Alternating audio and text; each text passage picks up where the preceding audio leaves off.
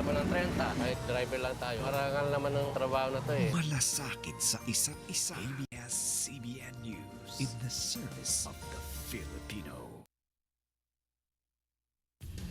Kapamilya, kung kanina nagsimula na ang bilangan para sa laban sa pagkasenador sa halalan 2019, bigla namang nagkaroon ngayon ng aberya. Nagkaroon kasi ng problema ang COMELEC Transparency Server.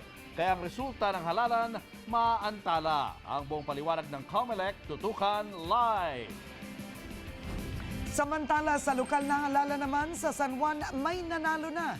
Si Francis Zamora ang magiging bagong mayor ng lungsod. Ang buong update, tutukan. Hindi po namang naiwasang sumiklab ang gulo sa iba't ibang lugar ngayong halalan.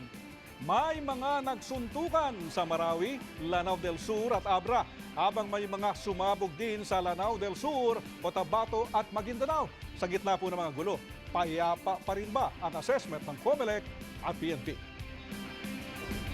At reklamo ng mga botante, pumalyang vote counting machines, ibang kandidato sa voter receipt at iba pang sumbong tutukan.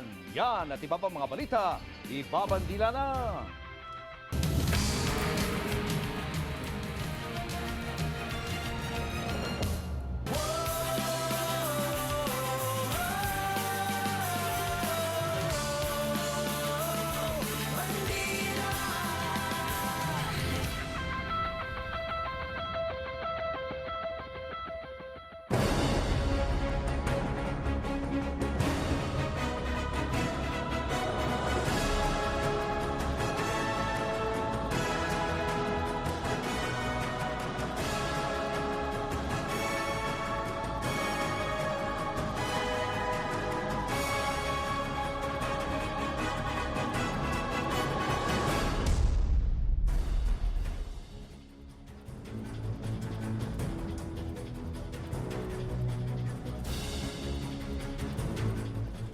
Bago ang proklamasyon sa San Juan, may naganap na aberya sa pag-release ng resulta